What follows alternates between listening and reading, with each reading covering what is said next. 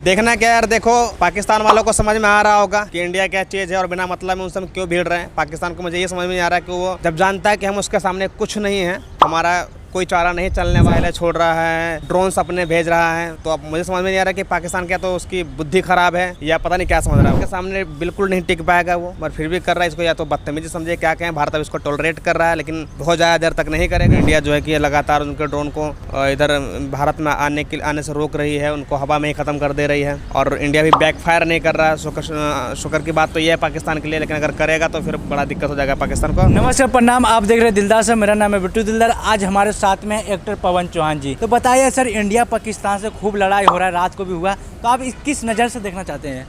देखना क्या यार, देखो पाकिस्तान वालों को समझ में आ रहा होगा कि इंडिया क्या चीज़ है और बिना मतलब में उनसे हम क्यों भीड़ रहे हैं। पाकिस्तान को मुझे ये समझ में नहीं आ रहा है कि वो जब जानता है कि हम उसके सामने कुछ नहीं है, हमारा कोई चारा नहीं चलने वाला, स्टिल वो लड़ने के लिए उत्सुक है, हमेशा मिसाइलें छोड़ रहा है, ड्रोन्स अपने भेज रहा है। तो अब मुझे समझ में नहीं आ रहा कि पाकिस्तान क्या तो उसकी बुद्धि खराब है या पता नहीं क्या समझ रहा है वो, बट उसे ये पूरा यकीन है कि भारत के सामने बिल्कुल नहीं टिक पाएगा वो, पर फिर भी कर रहा है इसको, या तो बदतमीजी समझे क्या कहें। भारत अब इसको टॉलरेट कर रहा है लेकिन बहुत ज़्यादा देर तक नहीं करेगा, क्योंकि भारत भी लगातार जवाब दे ही रहा है। अभी उनका एक जो स्टेडियम था, क्या कहते हैं स्टेडियम का नाम याद नहीं आ रहा, वो स्टेडियम गिराया गया, उनका डिफेंस सिस्टम को ध्वस्त कर दिया गया, उनके कई सारे ड्रोन को गिरा दिए गए, पर फिर भी पाकिस्तान को समझ में नहीं आ रहा, पता नहीं क्यों। पाकिस्तान के दो बड़े मिसाइल को घायल कर दिया। F-17 और F-16 को मार गिराया गया है और उनके डिफेंस सिस्टम था उसको भी मार गिराया गया है। स्टिल पाकिस्तान पता नहीं किस घमंड में चूर है वो हमेशा लगातार इंडिया पर फायरिंग कर रहा है बॉर्डर पे और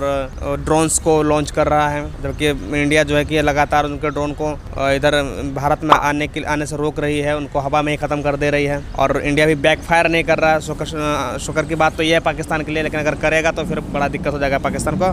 पर पाकिस्तान को क्यों समझ में नहीं आ रहा, मुझे ये समझ में नहीं आ रहा। तो आपको क्या लगता है कि पाकिस्तान सिलेंडर कर पाएगा?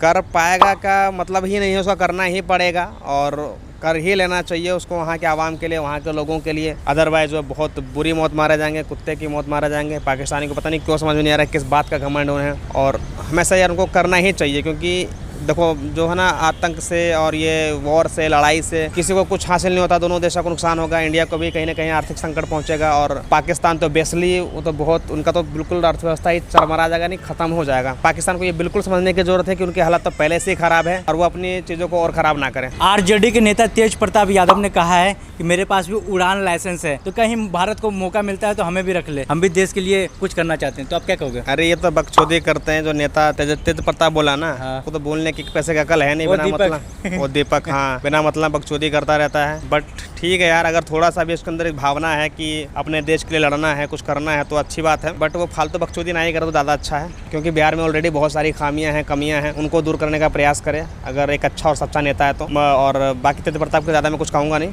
बट वो ये कि अपने लिमिट में ही बोलें और सोच समझ के बोलें, क्योंकि अभी ये मामला देश का है। समझ में आ रहा है आपको? तो क्या लगता है आपको, अगर उनको भेजा जाएगा तो क्या कुछ कर पाएंगे उड़ान में? उड़ान में क्या करेंगे यार, वो बताना, वो पहले उड़ के चले आएंगे खुद ही और बेइज्जती करवाएंगे इंडिया की, तो ना ही भेजा तो बढ़िया। वो लोग बिहार में रहो और यहाँ पे आप बकचोदी ही करो, बिकॉज आप लोग यही अच्छा कर सकते हो और कुछ आप लोग से होने वाला नहीं है। तो बिहार का मतलब कि भारत का क्या नया उम्मीद रहेगा पाकिस्तान से? पाकिस्तान से भारत का यही है कि वो किसी तरह से मान जाए, इस लड़ाई को शांत कर ले। अगर वो नहीं करता है तो भारत जवाबी कार्रवाई देगा, क्योंकि भारत ये पहले वाला भारत नहीं है कि हम तुम्हें सिर्फ रोकेंगे या तुम्हारे हम डिफेंस करेंगे, हम अटैक भी करेंगे और कर भी रहे हैं। तुम्हें पता ही है कि तुम्हारे बहुत सारे नुकसान ऑलरेडी हो चुका है, हमारे यहाँ तो कुछ हुआ ही नहीं है, हम तो बिल्कुल सेफ हैं और सही है। हमारे पास हाँ कुछ सिविलियंस मारे गए हैं बॉर्डर पे, उनको विनम्र श्रद्धांजलि है, उनकी आत्मा भगवान शांति दे। बट वही है कि पाकिस्तान को भी समझने की जरूरत है, वरना ये बहुत बड़ी क्षति होने वाली है पाकिस्तान के लिए और बहुत बुरा मरने वाले हैं पाकिस्तानियों। तो ये थे पवन चौहान जी, क्या इनके बातों से सहमत है? तो कमेंट में अपना राय